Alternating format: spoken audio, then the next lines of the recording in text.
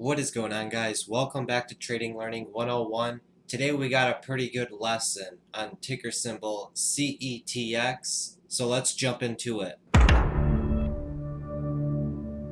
So on Tuesday, August 20th, 2019, right before the market opens, CETX starts heating up with the press release that they had a Q3 revenue of $22.4 million. If I pull over FinViz here real quick, this is a low float stock at 1.5 million share float, 3.1 million shares outstanding. The short float percentage is at 8%, not high, and there's not a lot of institutional ownership in it as well. And it's got an average true range of 30 cents. So keeping all of that in mind with CETX, as we're about to break down this intraday chart, and there's also one more thing I want to point out. If I bring over the daily here on CETX, every candle is 1 day as we're looking at the daily chart. This stock was opening up right underneath 225 and at this blue line where the 50-day moving average is. And if we also look back, this is a recent runner as well, having a big run right here, and 2-day nice run right here. But look at these long wicks right here and right here, and look at this long wick that it did today. So you always want to try to look at the history to get an idea of what the stock has done in the past, because that's what traders like to do. The stock likes to run big, but it can't hold its gains for nothing. And also, with these two big spikes right here, you got to think of everybody that got in on this stock and then it went down, and you got bag holders, people and investors waiting for the day for this stock to pop up to the area where they got in at, so they can finally wash their hands with this stock and move on. Imagine if you were the guy who bought in way up here at $4 to wake up the next day and it gapped down to $3, and he's still holding on to it all down here, and then it finally pops up right here and it's trying to move higher and higher, and it's struggling. You're running into so many lots of sellers. That's where you'll run into a lot of bag holders with a stock like this. Which brings me back to the intraday chart, 1 minute time frame on CETX. With this stock being a super low float stock, this stock should have been ripping and moving like crazy, but it's like every 30 cents this stock would move up, it would run into a big wall of sellers. And that's what killed it for this stock. Yeah, it kept going and going and going, but CETX had massive, massive volume. On the day right here, CETX had 38.2 million in volume. That's a massive amount of volume. And compared to the last time it spiked right here, this day it only had 25 million in volume. So what I want to focus on with this chart is right at the open. Let's zoom in on this time frame. The stock opened the day right here at 220 and got a quick rip right up to 235, runs into a seller, and then flushes all the way down to $2.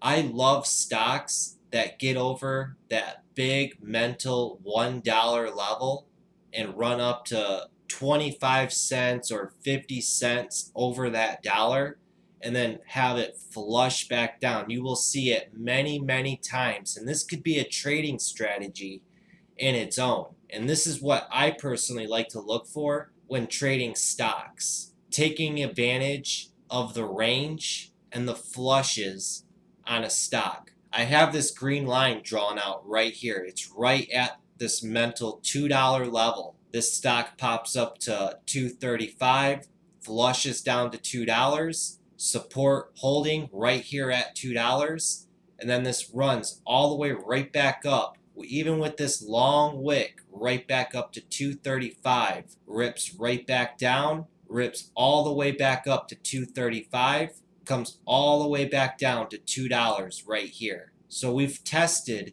235 1, 2, 3 times so far. That's telling you right there that there's a big iceberg order at 235. Stock comes down to that mental $2 area and then slowly grinds its way all the way back up to 235. Still can't get over it. Pulls back. Now it's holding up above more from this $2 level, getting tighter and tighter and tighter, making higher lows. Comes right back up to that 235 level again, still making higher lows as it's working its way up, and it's tested that 235 level now 1, 2, 3, 4, 5 times. Finally busts through that 235 level and gets a nice run all the way up to 270. Nice little ascending wedge breakout. Let me draw it out. We have our resistance here at 235. Stocks found support at $2 and then slowly started making higher lows all the way up. Kind of sloppy, but you can see the ascending wedge on it. Breaks above 235, runs up to 270, and then see this death candle? This big red candle right here. This is what we call a death candle or a washout. The stock flushed all the way down, and look at right where it bounced at. The same level where it found resistance, all right here, 235. And from 235, this grinded all the way up, right back up to the highs at 270, and then slowly trended its way back down to the area all right here, and was just hanging at this area, 235. That's breaking down the chart for you guys very, very, very well. And this is how we take advantage of these stocks as day traders. We pay attention to the stocks, we watch the tape, the level 2, price areas of interest, and put it all together. You don't need 1,000 indicators to tell you when to buy or sell. I broke this chart down for you guys the best that I could, and it makes complete sense, doesn't it? You don't need indicators to tell you when to buy or sell when you have volume and price action on the chart telling you what's going on. Indicators are just a distraction. Sure, there are some indicators out there that you could use as tools to help you, like the VWAP. I'm a fan of using the VWAP and moving averages because other people, lots of other people, are using the same things. That's why you see the same patterns occur over and over and over and over again. It's only the outcome of the patterns that are different every single time, because every pattern always has a different set of traders, groups of people trading these patterns. Groups of people that trade Fibonacci retracements, groups of people that trade MACD, groups of people that trade RSI, groups of people that trade Bollinger Bands. Remember that. Patterns happen all the time, but the outcome is different every single time because different groups of people are trading these patterns every day. Then if we move along into what CETX did the rest of the day, right from this 235 level, this just kept trending higher and higher and higher as the day went on, topping out at $3.30 way up here. And then pretty much the last hour of the day, everybody dumped it, taking their profits, and then this trended down into the close. You got to think, once the stock decided which way it wanted to go from the morning, right here, it decided to go up, and it kept trending up, making higher lows and higher highs as the day went on. People just buying it and holding it, and then as soon as it topped out here at 330 and stopped making higher highs and higher lows, Everybody dumped it, took their profits, and it just trended down the rest of the day.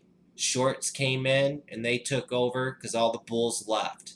But with a low float stock like CETX, and when I showed you guys earlier in the video, it was a recent runner in the bag holders that got trapped in those last huge spikes. You can just see it in this chart. This stock just grinded its way up, ran into resistance, trended down, came back up, ran into more sellers, back down, pops up again, runs into more sellers, trended back down, popped back up, ran into sellers, but volume just did not give up on this stock. And when demand is there for the stock, and when there's such little supply, it's basic supply and demand. Price is going to keep going up and up and up.